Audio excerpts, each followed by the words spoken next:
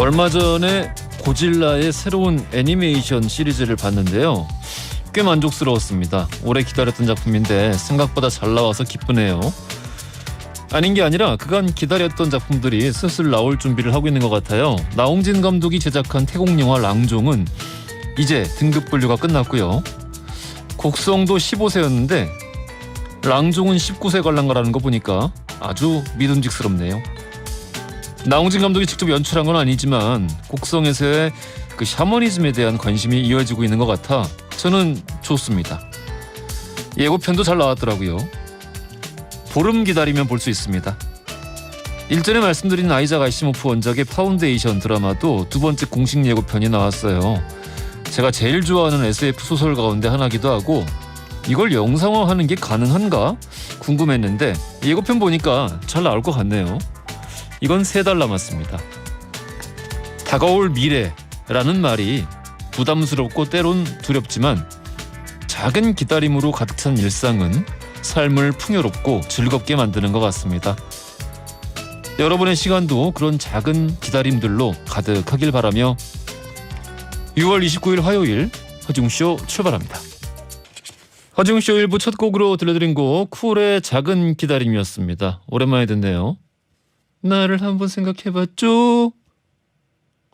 저 노래 들을 때마다 쪼에서 좀 웃깁니다. 해봤죠. 어지민님, 이야 많이 설레네요. 달력에 보고 싶은 영화 체크해놔야겠어요.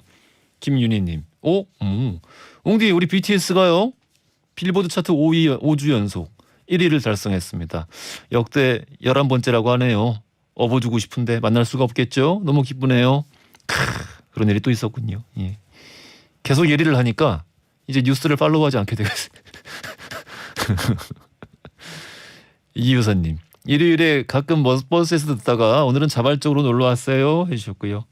잘 오셨습니다. 오늘 역사 코너인데 역사 코너 재밌어요. 김민배님은 고질라 12세를 안 봤는데 오늘 봐야겠네요. 그 애니메이션 제일 최근에 나온 거 요거는 뭐 그런 불편한 장면 안 나오니까 그건 상관없는데요. 좀 과하게 관심이 있어야 재밌으실 겁니다. 안 그러면 장황할 거예요. 자, 어중쇼 다양한 사연들 기다리고 있자. 짧은 건 50원, 긴 건 100원이 드는 문자 샵1035나 무료인 고릴라 또는 어중쇼 홈페이지 사연을 남겨주시면은요 추첨 통해서 다양한 선물 보내드리겠습니다. 자, 오늘 역사 코너, 오늘은 역사 속 여성 지도자들에 대한 이야기 살펴보겠고요. 뛰어난 리더십을 가진 여성 지도자들에 대한 이야기 기대만 해주십시오. 광고 듣고 썬팀 교수 박광일 작가 바로 만나보겠습니다.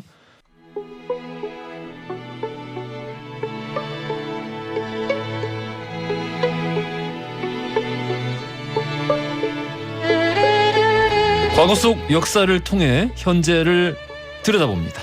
히스토리 월드 역사여행 전문가 역사 귀요미 박광일 작가님 나오셨고요. 안녕하십니까? 안녕하세요, 박광일입니다. 야사의 달인 역사 개그맨 썬킴 교수님 나오셨습니다. 안녕하십니까? 역계 썬킴입니다. 네, 자, 우리 송정은님께서 광일 작가님 패셔니스타 늘 패션이 멋있습니다. 왜 심플한데 멋있지?라고.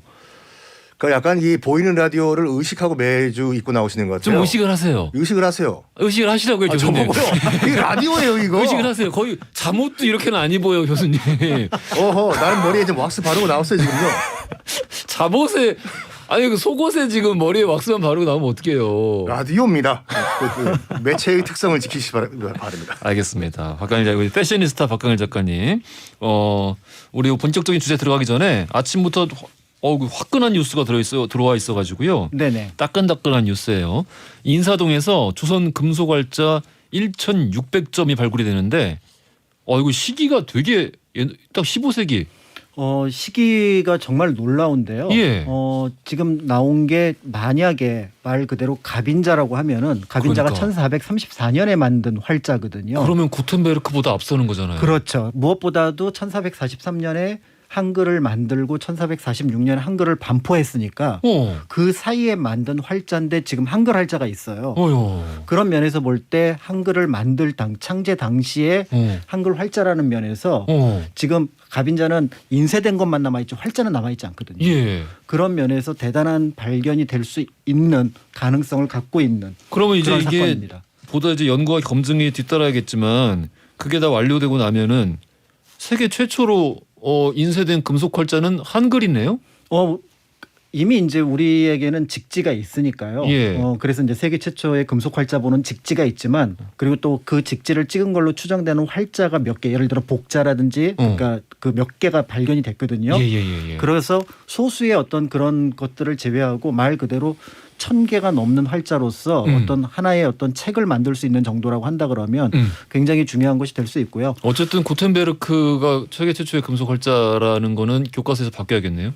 이제 그거는 이제 직지를 염두에 두고 사실은 이제 지식인들은 어느 정도는 알고 있는데 이제 대중적으로 이게 등장을 하게 되면은 이제 직지와 더불어서 이게 훨씬 더 한국의 활자 문화에 대해서 인쇄 문화에 대해서 세계에서 주목을 할 가능성이 있습니다. 알겠습니다. 요 부분 관련된 거는요. 우리가 따로 빼가지고 중요한 문제이기 때문에 따로 주제를 빼가지고 이야기를 한번 다음 기회에 네네네. 나눠볼 수 있도록 하겠습니다. 네. 여기 아침부터 이렇게 대단한 일이 문헌에만 기록돼 있었던 그 물시계 부품도 같이 발견이 됐어요. 맞아요. 네. 아니 그러니까 세종대왕 시대 유품이란다 유산들인 건데 아니 금속활자에 사진을 제가 보니까요 발굴된 거 이걸 어떻게 금속활자인 줄 알았지? 저는 이거 사진 보고도 약관 줄 알았어. 그러니까 처음에는 그게 약간 흙이 묻어 있어서 예. 약간의 흙 조각 토기편인 줄 알았다고 해요. 아. 그런데 이걸 좀 씻어내고 보니까 글자들이 돌출이 되니까 그때부터 이제 깜짝 놀랐고 지금 그 유물군에 예. 들어가 있는 하한이 1588년 유물이 총통이 발견이 됐습니다. 그러니까 저 유물에 대한 어떤 발굴을 했던 담당자의 얘기로는 임진왜란 당시에 그러니까 한양이 함락될 것 같으니까 당시 있었던 보물들을 어느 공간에 숨겨 놓았는데 그게 임진왜란 이후에 그냥 그대로 찾지 못한 상황에서 현재 발견됐을 가능성이 있고 야 최고다. 네, 그 근처에 이제 의금부를 포함해서 이제 주요 관청들이 있었기 때문에 예. 그런 어떤 관청들과 연결된 어떤 창고가 아니었을까 지금 그렇게 추정을 하고 있다고 합니다. 여기 참 세종대왕님 파도 미담이라 그러는데 파도 이제 유적까지 나오면서 그러니까요. 이런 놀라운 유적까지 야 우리가 피막골에서 그렇게 고갈비에 막걸리를 먹었을 때 땅 밑에 그게 있으리라고 상상도 못했다니까요. 피막골과 이제 약간 지리적 차이가 있으니까 거의 비슷하게. 거의 비슷해요. 거기 우리가 알고 있는 피막골이에요. 이거 그러면 그냥 약과 아니야? 뭐요? 술 먹다가 너무 약과랑 똑같이 생겼어 멀리서 보면은.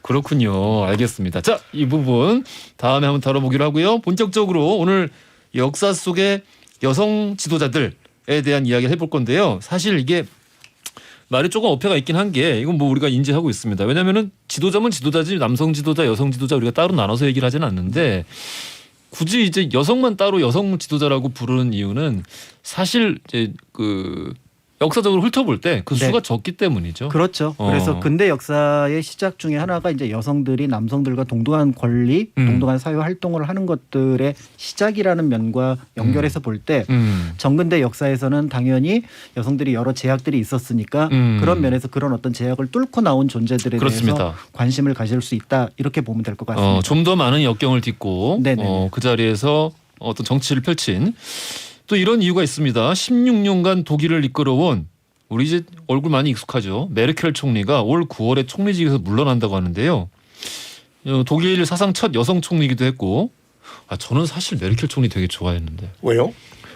오늘 기본적으로 이분이 하는 정책도 그렇고 아니 사실 이 시점에 독일 수장을 누가 맡든지 간에 관계없이 무조건 욕을 먹을 수밖에 없었어요.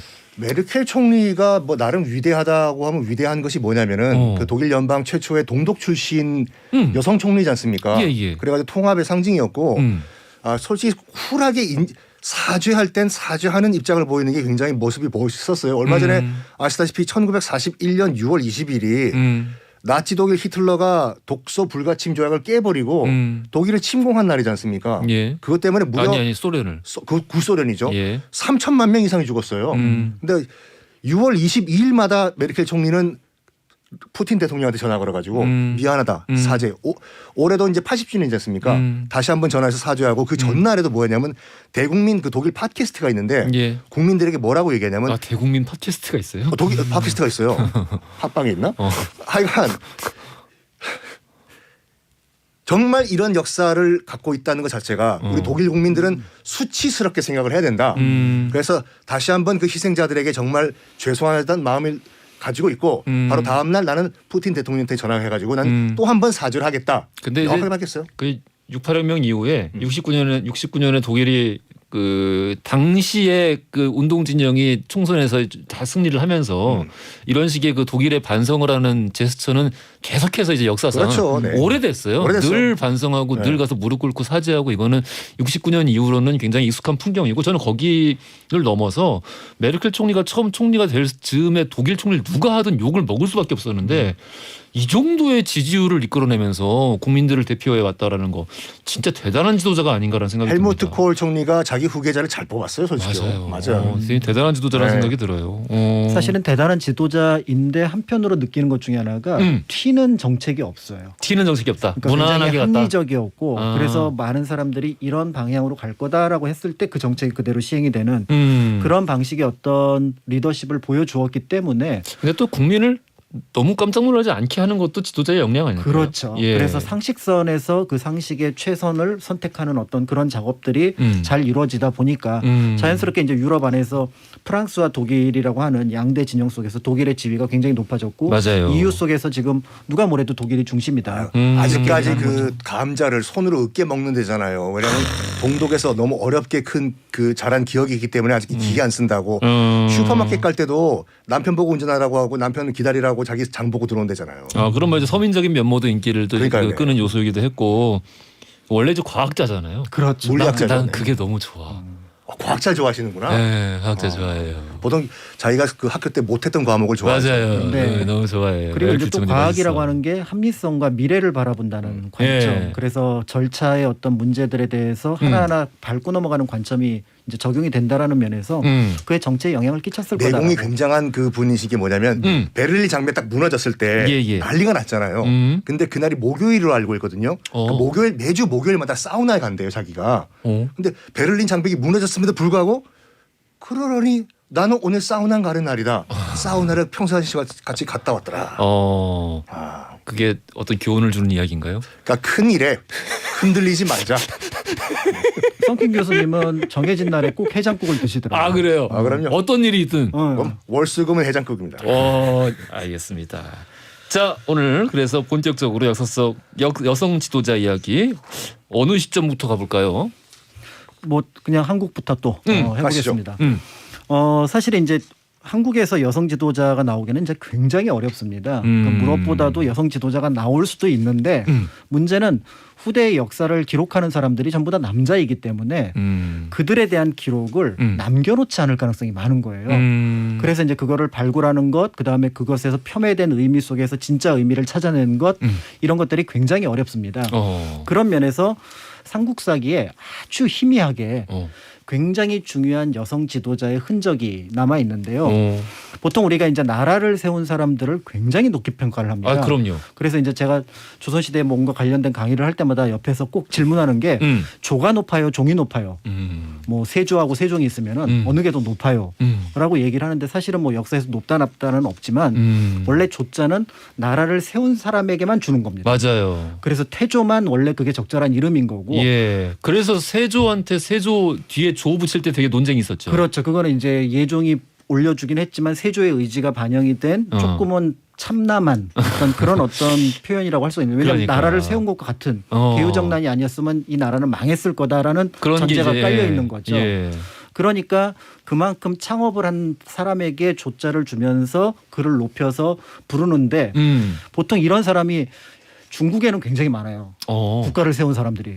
그렇죠. 56국 막 이렇잖아요. 그런데 한국은 나라가 몇 개 없어요. 그래서 어떤 뭐 왕건이라든지 이성계 하면은 한국 사람은 모두 다 아는데 무엇보다도 이런 상황에서 한 여성이 두 개의 나라를 세웠다. 한 여성이 두 개의 나라를 세웠다. 라고 하면은 그게 누구야? 그런 사람이 있어? 설마 그분입니다. 약간 경상도 사투리 같은 이름을 가지신 그분. 그렇죠. 네. 모라카노. 소소노? 서선어. 네. 소소노 몰라. 그러니까 너무나 잘 알려져 있는 것처럼 고구려는 주몽이 세우고 예. 그다음 백제는 온조가 세웠다고 해서 그 기록을 쭉 정리를 했습니다. 그런데 그 기록의 말미에 일운 한편으로는 한편으론 이런 얘기가 있다더라 하면서 실은 내용이에요. 그래서 그 내용이 바로 뭐냐면 근데 정사에서도 그런 표현을 쓰나요? 그렇죠. 정사의 일운이라는 표현이 등장을 합니다. 그러니까 그 통설이 있는데 통설 말고 내가 사료를 막 뒤져보니까 7개의 사료에는 이게 나오는데 3개 사료는 요게 나오면은 때에 따라서는 이걸 버리기도 하지만 이제 김부식 같은 이는 굉장히 합리적이었기 때문에 그걸 다 포함했구나. 그걸 일단은 가능하면 포함을 시키려고 했었어요. 소수 의견이라도. 그래서 소수 의견으로 이런 게 있다더라라고 해서 우리가 알고 있는 것처럼 그 주몽이 예를 들어서 졸본에서 나와서 이제 우리가 알고 있는 나라를 고구려를 세웠는데 네. 보통은 이제 예시 부인 얘기만 등장을 하는데 사실은 그 부인 중에 소소노라는 부인이 있는데 이 사람은 원래 다른 사람과 혼인을 해서 아들 둘을 비류와 온조를 낳았었다. 그러니까 그런데 그 다른 남편이 죽게 되니까 예. 아들들만 데리고 있었는데 주몽이 왔을 때 그와 혼인을 한 거예요. 그러니까 아마 소소노의 나이가 더 많았기 때문에 선택을 했을 가능성이 있다라는 거죠. 그러니까 자기는 이 지역의 유지의 딸이고 주몽은 저기 부여에서 도망왔지만 그렇죠. 굉장히 능력 있는 청년이었고 그러니까 뭔가 일을 도모해 볼 수 있겠다. 잘생겼을 것 같아. 주몽이요. 예. 이름이 주몽이잖아요. 그럼 관계가 있나요? 계속하시죠. 그러다 보니까 결국은 이 과정 속에서 주몽이 자신의 능력을 발휘하게 됐지만 사실은 배경이 없는 그때 주몽 옆에는 3명밖에 없었거든요. 오이마리 흑보밖에 없었거든요. 그런데 어떤 물적 그다음에 인적 자원을 제공함으로써 이제 고구려가 기반을 삼은 거죠. 너무나 당연하게 소선노는 내 아들들이 이 나라를 이어갈 거다. 그렇지. 그런데 갑자기 듣보잡 유리가 나타나가지고 그렇죠. 칼 부러진 칼 하나 들고 와서 내가 우리 아버지의 큰아들이다라고 그러니까 얘기를 소선호 입장에서는 배신당한 거 아닌가요? 그러면 그렇죠. 그러니까 예. 이게 배신당하는 문제를 넘어서서 예. 사실은 다음 왕위를 놓고 생사를 넘나드는 그렇지. 투쟁을 벌일 수 있는 정치 투쟁을 벌일 수 있는 상황이 만들어지게 된 거죠. 이때 이제 소선호가 보통의 여성이라면 여기서 뭐 그냥 나는 초야에 묻혀 있다거나 아니면 정치에서 발을 뺐을 텐데 아들들하고 협의를 합니다. 이거 어떡할 거니? 내려가죠, 엄마. 우리 고구려 말고 다른 나라 하나 세웁시다. 한번 해봤잖아. 이게 보통 사람의 생각의 사이즈입니까 이게? 이거 뭐야 이거 왜 이런 배신당했는데? 당시 한강변에 살고 계시는 분들을 무시하는 거라니까요. 아니 그러니까 한강변에 있는 나라들이 있는데 그 공백지 사이를 잘 찾아간 거예요. 잠깐 너무 얘기가 재밌으니까 네. 여기서 끊지 말고 입으로 넘어가자마자 얘기를 계속해서 다시 하겠습니다. 자, 지금 여기서 돌발 퀴즈 드리겠습니다. 자, 이거는요 발을 내리고 정치를 듣는다라는 뜻으로요. 이거 많이 들으셨을 거예요. 나이 어린 왕이 즉위했을 때 왕실의 최고 어른인 대왕대비나 왕대비가 대신의 국정을 처리하던 일을 말합니다. 발을 내리고 정치를 듣는 건데 실제 발을 내린 사람은 몇 명 없더라고요. 보니까. 여자 어른이 대신 국정을 처리했던 이 정치 제도를 과연 무엇이라고 불렀을까요? 보기 드리겠습니다. 1번 대리청정, 2번 수렴청정, 3번 공기청정. 4번 임청정 하시죠. 괜찮다. 괜찮지. 네, 괜찮다. 4번 임창정. 잠깐. 그러면은 힌트 가능하십니까? 힌트? 작가님 하시죠. 할 수가 없어요. 이거는 왜? 그냥 뭐 여자가 보통 뭐 수염이 없어서 안 된다라고 했는데 이분들은 수염 비슷한 다른 거를. 그럼 수렴이라는 힌트를 주신 거네요. 수염 청정. 네. 수염이 없으니까 수염 청정. 네. 그런 이상한 힌트를 주셨습니다. 죄송합니다. 자, 정답 아시는 분들 짧은 건 50원, 긴 건 100원이 드는 문자 샵 1035나 무료인 고릴라 보내주시면 추첨 통해서 선물 보내드리겠습니다. 서태지와 아이들의 발해를 꿈꾸며 들으면서 2부로 이어갈게요. 허지용 쇼.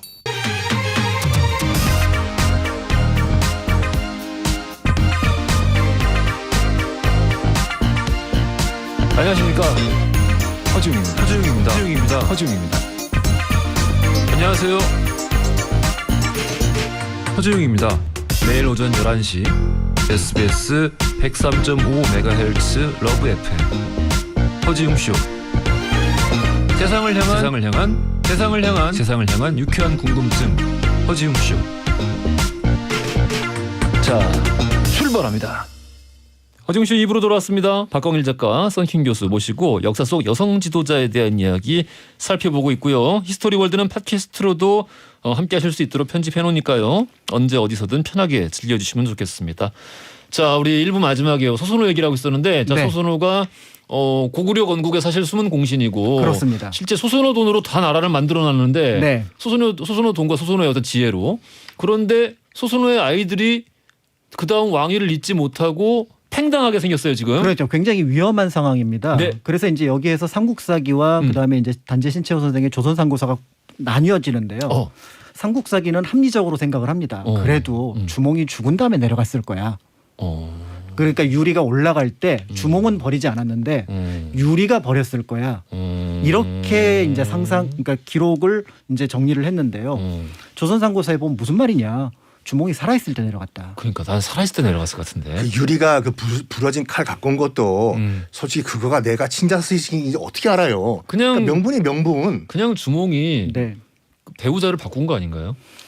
뭐 그거는 이제 뭐 팔각형 그 정자 아래 뭐 소나무 뭐 이렇게 얘기를 해서 뭐 이제 그 얘기도 굉장히 흥미롭긴 한데요. 예. 아무튼 이렇게 되니까 결국은 이제 주몽으로 볼 때는 이제 선택을 한 거죠. 유리를 선택을 한 거죠. 어떤 유에서든지. 그러니까. 그런 면에서 이제 비류와 온조가 굉장히 위험한 상황에 빠졌을 때 이제 여기서 소선호가 여느 여성들과는 다르게 결단을 내립니다. 가자. 우리 실력이면 하나 더 만들자. 한번 해봤잖아. 그래서 까짓거 나라 하나 더 만들자. 그렇죠. 내려가자라고 했는데 문제는 이제 여기서 내려왔는데 이 한강 즈음에 도착을 했을 때 큰아들하고 작은아들이 또 견해가 달라져요. 그렇습니다. 그래서 비류는 아무리 생각해도 바닷가가 낫지 않겠느냐. 여러 가지 면으로 볼 때. 근데 아닌 것 같은데 온조는 강가나 들판이 나을 것 같다. 그래서 우리가 알고 있는 미추홀과 위례성으로 나뉘게 됩니다. 그래서 비류는 미추홀, 그다음에 온조는 위례로 가게 되는데 이게 지금의 인천과 서울일 가능성이 가장 높습니다. 그래서 이제 인천의 옛 이름이 미추홀이잖아요. 예. 그런데 어머니 소선호가 보기에는 둘째 아들이 맞아 보이는 거예요. 그래서 큰아들 가자 그랬는데 아마 말을 안 들었던 것 같습니다. 그래서 소선호는 온조를 따라오게 되고요. 결국 너무나 잘 알려져 있는 것처럼 미추홀의 비류가 나는 땅을 잘못 선택했다. 죽으면서 백성들에게 나를 믿지 말고 내 동생에게 가라. 동생에게 가라. 라고 얘기를 하면서 그 백성들이 다시 이제 온조의 휘하로 몰려들게 되면서 그 십제라고 처음에 나라를 세웠는데 십제. 이제 나라가 커졌으니까 백제라고 하자. 라고 하면서 그렇게 하고 결국 온조가 어머니의 이제 사당, 소선호의 사당을 만들게 되고요. 이런 얘기가 이제 아마 당시에 굉장히 널리 퍼졌거나 알려진 사실이었던 것 같습니다. 그래서 중국 역사책 주나라 그다음에 수나라 역사책에 보면은 백제의 시조는 온조가 아니라 비류가 아니라 우태. 그러니까 앞에 소선호의 첫 번째 남편. 그러니까 여성으로 이제 인정하기는 좀 곤란하니까. 그렇지만 그 우태는 이미 죽었다고 하면 결국은 백제는 소선호가 세운 것이 되지 않느냐. 우태가 한 게 뭐 있어 소선호가 다 이건데. 아니 솔직히 말해서 다른 뭐 이것도 야사지만 다른 그 자료에 따르면 소선호가 굉장히 덩치가 크고 키가 크고 힘이 센 여장부라고 나와 있어요. 그러니까 남자 못지 않는 그런 장부였다 이거죠. 진짜 멋있지 않습니까? 나라를 두 개씩이나. 그래서 나라를 두 개 세운 여성. 고구려 백제는 그러니까 사실 한 뿌리네요. 한 뿌리죠. 그래서 한 뿌리이기 때문에 더 싸우죠. 원래 형제들이 더 싸워요? 안타깝습니다. 그러니까 소선호가 예측하지 못했던 게 고구려 백제 그렇게 커질 줄은 몰랐죠. 원래 중간에 공백지가 있거든요. 맞아요.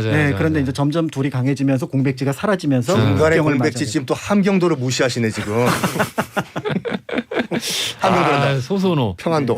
소선호 얘기 참 흥미진진해요. 네, 재밌어요. 그래서 그때 드라마 만들 때 그 참 잘 만들었던 생각이 소선호가 이제 중심에 서게 되면서 우리가 고구려와 백제를 바라보는 시각을 남성 중심에서 또 다른 시선으로 바라볼 수 있고요. 이런 기록이 좀 더 여걸 이미지여야 하지 않을까? 소선호? 그때 드라마가 약간 김연경 씨 느낌. 드라마가 약간 그때는 어떤 식으로 풀었냐면 소선호의 역할도 크지만 소선호의 아버지인가 연타발의 힘으로 주몽을 키워줬다. 이렇게 식으로 그랬었어 그때. 그러니까 뭐 소선호 돈으로 키운 거지 사실. 그렇죠. 그러니까 청와대 돈이죠. 네, 그런 얘기들을 보는데 사실은 이런 기록이 남아 있는 것 자체가 정말 귀한 거고요. 귀한 거죠. 무엇보다도 이게 사실이 아니었다면 이 기록을 배제를 했을 겁니다. 그런데 어느 정도 사실이기 때문에 일운이라고 해서 이 내용을 넣었다는 점에서 우리가 역사를 볼 때 통설은 분명히 기억을 해야겠지만 통설 말고 이 이설을 통해서 그 당시 상황을 좀 입체적으로 보려는 노력을 한다면 좋지 않을까라는 생각이 듭니다. 그러니까 그 시대에 여성임에도 불구하고 건국의 이야기에 이 정도로 이 비중을 두고 기록을 했다라는 거는 난 이쪽이 정사라고 봐. 근데 그 이제 북방 만주 지역 같은 경우에 지금 뭐 이제 고구려와 부여가 있던 곳 같은 경우에는 여러 가지 설이 있지만 모계 중심 사회였다는 설이 있어요. 모계 중심 사회였다. 그러니까 공손찬할 때 공손이 같은 뿌리란 말이거든요. 즉 어머니가 같다는 말이다 이렇게. 그러니까 그 당시에는 이제 부계 중심이 아니라 이제 모계 중심 사회였다. 그러니까 여성을 우리가 생각하는 것처럼 지금의 그런 지위가 아니라 더 동등하든지 아니면 높았을 수도 있다. 그렇죠. 그래서 이제 고구려에서도 사실은 뭐 해모수 주몽을 높게 평가를 하지만 주몽은 넓은 의미의 부여 전체의 어떤 동명성황을 가리키는 말인데 네. 고구려 전체에서는 오히려 하백의 딸이었던 유화 부인을 더 높이는 그런 어떤 제사의 풍습이 있었기 때문에 그런 면들을 생각해 보면 당시에 어떤 모계 또는 어떤 여성들에 대한 어떤 생각들이 중세하고는 좀 달랐을 거다. 달랐다. 이런 것들을 볼 수 있습니다. 고려 말까지는 여성의 위치가 지금 같지는 않았어요. 그러니까 고려 말 지금이라 그러세요. 왜 아까 고려 말까지만 하더라도 조선시대와 같지 않았다. 조선시대와 같지 않았다. 예. 우리가 장가를 도대체 어떤 세상에 살고 계시는 거예요? 곧 서기 2000년 넘은 것 같아. 그때까지만 하더라도 곧 우리가 장가를 간다고 했잖아요. 와이프 집으로. 알겠습니다. 자, 우리 소선호 얘기 쭉 해봤고요. 재밌어요. 어디로 가볼까요 이번엔? 당나라 실질적인 3대 황제 측천무후로 넘어가 보는데 측천무후가 또 나오네요. 중국 5천년 역사 가운데서 유일한 여황제지 않습니까? 근데 이것도 무서워. 여황제가 붙잖아요. 네. 근데 우리가 알고 있는 건 측천무후라고 하면은 중국 3대 악녀. 맞아요. 여태후, 측천무후, 서태후 이렇게 예. 나가는데 그렇게 악녀가 아니에요, 솔직히 말해가지고. 근데 왜 이렇게 무서워요 이미지가? 그러니까 일단 한 일은 굉장히 무서운 짓을 많이 했어요. 일단은 오해가 뭐냐면 이제 당태종 이제 이세민의 이세민. 후궁이었지 않습니까? 예. 我是 안치성. 이제 박성웅 씨의 후궁으로 들어갔어요 이제요. 들어갔는데 이제 그 당태종이 사망한 다음에 이 당태종의 이제 9째 아들이었던 이치 나중에 당고종이 되죠. 당고종이 약간 자기의 그 친어머니는 아니지만 어머니와 사랑하게 돼서 어머니를 데려온 거지 않습니까? 결혼해서. 이게 많은 사람들이 어떻게 그럴 수가 있냐라고 하시는데 일단 당나라를 만든 그 이씨 집안 이세민들은 한족이 아니에요. 선비족 그러니까 그 선비족. 탁발씨를 쓰는 그렇죠. 그러니까 북방 유목민이거든요. 유목민 그 당시에 어떤 그 습성이 있었냐면은 자기 형이라든지 부모의 친어머니만 아니면 형이든지 부모 아버지의 그 돌아가신 다음에 네. 뭐 이제 그 형수라든지 뭐 어머니가 계실 경우에 친어머니만 아니면 데려와서 살 수가 있었어요. 왜냐하면 유목민족이기 때문에 가족을 번식을 해야 되는 거거든요. 그래가지고 그들 입장에서 봤을 때는 그렇게 자연스러운 행동이었다. 어머니를 모셔온 거를. 고구려에도 있었어요. 모르는 형사취수제라고. 그러니까 이제 북방민족은 좀 그런 풍습이 있었다. 풍습이 있었다. 네. 그리고 이제 우리가 그 축천무후가 정말 악녀라고 하는 이유가 뭐냐면 네. 일단은 그 왕황우와 소숙비가 있었지 않습니까? 왕황우 그런 발음도 힘든데 왕밤빵 같이 왕황우가 정비고 이제 소숙비라 후궁이 있었어요. 근데 이 왕황우가 소숙비를 너무 질투한 거예요. 어떻게 하면 쟤를 날릴 수가 있을까? 경쟁자를 하나 데려오자. 지금 보니까 지금 당고종 자기 남편이죠. 지금 자기의 한때 어머니였던 그 우측천이 지금 감업사람 절에서 비구니가 돼 있지 않습니까? 쟤를 데려와 가지고 후궁으로 만들어 버리면 둘이 경쟁을 할 것 같아. 경쟁을 할 것 같다. 그래서 데려와요. 굉장히 정치적인 판단이었네요. 정치 판단이에요. 근데 이 늑대를 쫓으려다가 이제 호랑이가 들어온 꼴이 된 거죠. 딱 일단 무측천이 들어옵니다. 들어와 가지고 이제 후궁이 되는데 들어오자마자 뭘 하냐면 둘을 다 날려버리는 거죠. 그러니까 야사에서 봤을 때는 이 무측천이 자기가 낳은 그 친딸을 일부러 자기가 질식시켜서 죽인 다음에 이것이 이제 왕황우의 짓이다라고 덮어 씌우면서 이제 이 당고정 화가 난 당고정이 이제 왕황우와 이 소숙비 둘이를 다 같이 내쳤다. 아니 자기 애를 왜 죽여? 그건 야사예요. 근데 문제는 뭐냐면 우리가 이 측천무후를 악녀라고 부르는 이유가 그 다음 스텝 때문에 그래요. 네. 왕황우와 소숙비를 둘이 쫓아냈지 않습니까? 네. 그런 다음에 가만 안 놔둬요. 이게 연적으로 본 거죠. 그러니까 죽여버리는데 이 죽이는 과정도 이거는 정사에 나와 있는 게 아니라 야사에는 뭐라고 나와 있냐면 일단은 팔다리를 다 예, 알겠습니다. 네. 그런 다음에 소숙비가 죽을 때 이런 말을 하거든요. 저주로 내가 다음 생에 태어날 땐 난 고양이로 태어날 것이다. 왜냐하면 그 측천무가 쥐띠였거든요. 그래서 얼마나 한이 사무쳤으면은 궁 안에 절대로 그래서 고양이를 안 키웠대요. 내가 다음 생 태어나면 고양이로 태어나서 쥐 너를 죽일 것이다. 그리고 또 하지 말아야 할 말을 했는데 뭘 하겠냐면 내가 원귀가 돼가지고 너를 가만 안 놔둘 것이다라고 소수비가 얘기했어요. 그래서 야사에는 뭐라고 나와 있냐면 살아있는 채로 술독에 넣어라. 왜냐하면 그 당시 중국에는 이런 말이 있었거든요. 술 취한 귀신은 방향을 잘 못 잡는다고 이런 말 했대요. 그 측천무후가 술 취한 다음에 어디 나 있는데 한번 찾아와 보라고. 요것 때문에 이제 악녀로 우리가 알고 있는데 솔직히 이제 그 이제 집권을 한 다음에 뭐 태자도 여러 명 자기 친아들도 날렸죠. 예. 집권한 다음에 나름 정치를 잘했어요. 그러니까 무주의 치라고 해서 가장 우리가 그 많은 사람들을 숙청했다고 우리가 알고 있잖아요. 그 측천무후가. 예. 그 당시 이제 그 당나라는 누가 집권 세력이었냐면 관롱 집단이라고 해가지고 관중과 낭주라는 지역에서 출신의 그 관료 집단인데 선비족이에요. 이게 얼마나 기득권 세력이었냐면 그 당태종 이세민 옆에 위징이라고 있었잖아요. 위징 직언을 하는 위징. 위징이 또 저렇게 직언했네. 이런 명재상이었던 위징조차도 관롱 집단한테는 손을 못 어떻게 할 수가 없는. 완전 뭐랄까 이 안동 김씨 세도정 씨는 명함도 못 내밀 정도로 막강한 정치 세력이었는데. 뭐 불암한 계급 그런 식이구나. 그렇죠.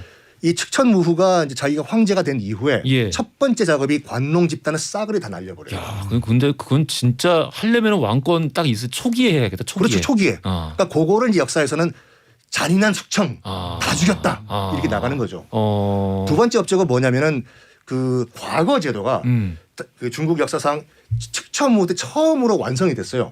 아시다시피 전시라고 해가지고 황제 앞에 나가서 보는 시험이 있거든요. 이거를 전시를 측천무후가 처음 만들었어. 황권 강화를 위해 가지고. 세 번째는 뭐냐면 사람을 정말 인재라고 생각하면 다 기용을 해요.